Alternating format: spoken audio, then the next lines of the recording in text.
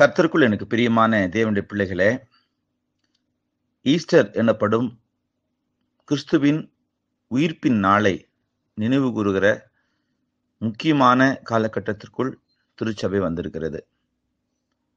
இந்த காலத்திலே ஆண்டவர் சிலுவையில் நமக்காக செய்த தியாகத்தை குறித்து தியானிக்கவும், நம்மை நாம் சுய பரிசோதனை செய்து புதிய நிலைகளை நோக்கி நாம் முன்னேறவும் முயற்சிப்பதை நாம் கவனியாது,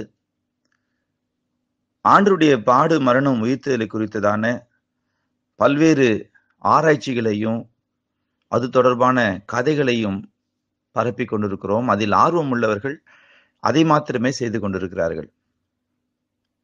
ஒரு சபை அமைப்பு, ஒரு ஸ்தாபனம் செய்வதை குறை சொல்லி தாங்கள் செய்வதே சரி என்று சாதித்து, அதன் மூலம் ஒரு கூட்ட மக்களை இழுத்து அவர்களை ஆளுவது பெரும்பாலான சிறு குழுக்களுக்கு, தன்னார்வ குழுக்களுக்கு ஒரு பொழுதுபோக்கு போலவும் அதுவே தொழிலை போலவும் ஆகிவிட்டது.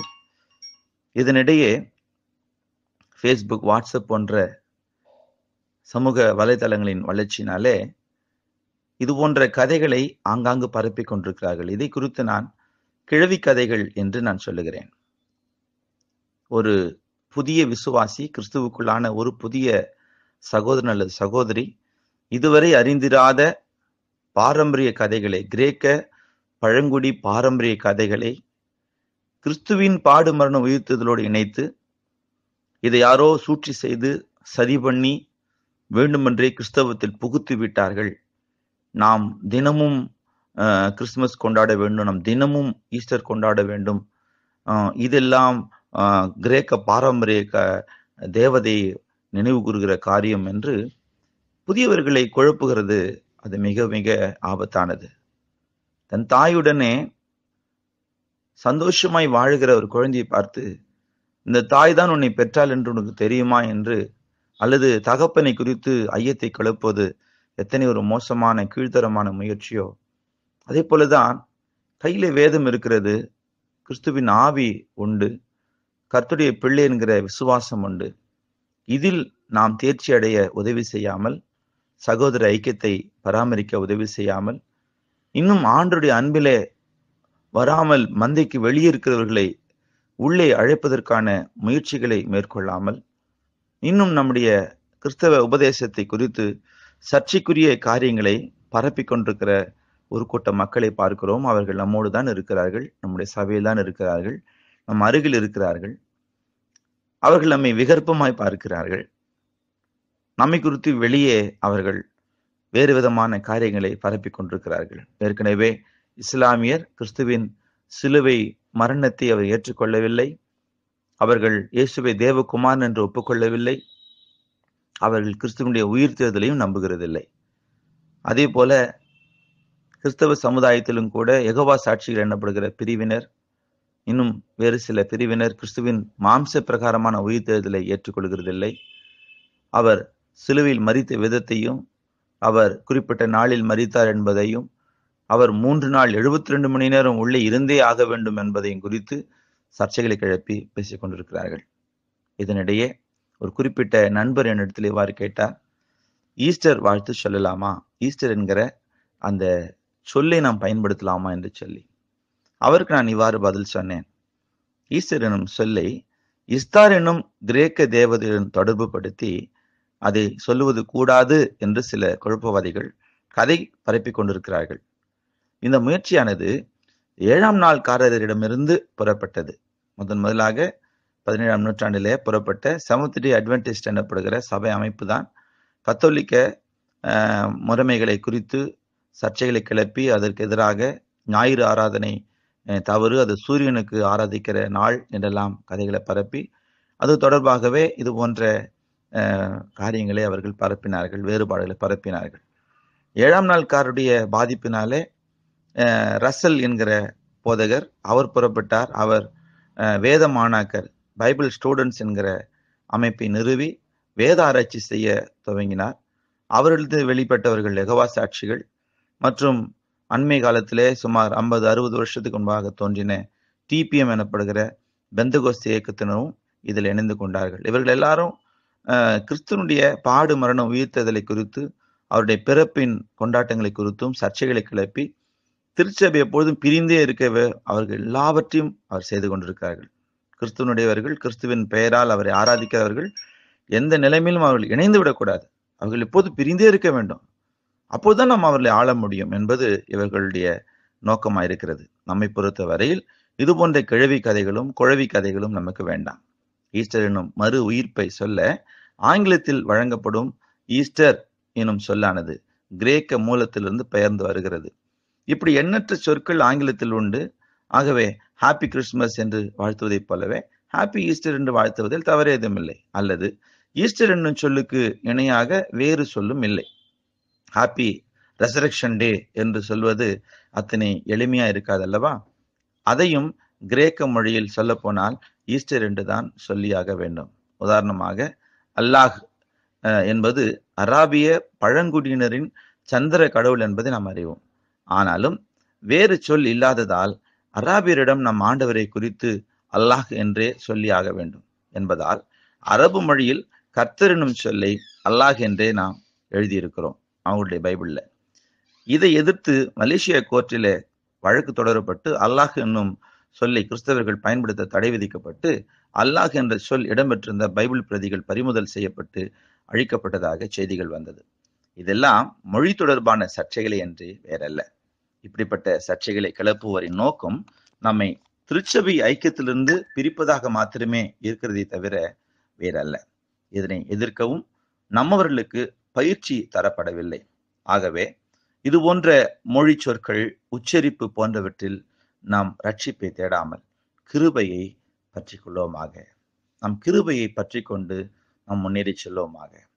52 வாரங்கள் ஒரு வருடத்தில் உண்டு என்று சொன்னால் அதில் பிரதானமான வாரம், பிரதானமான வெள்ளி, பிரதானமான நாள் என்பது இந்த வாரத்தில் வருகிறது.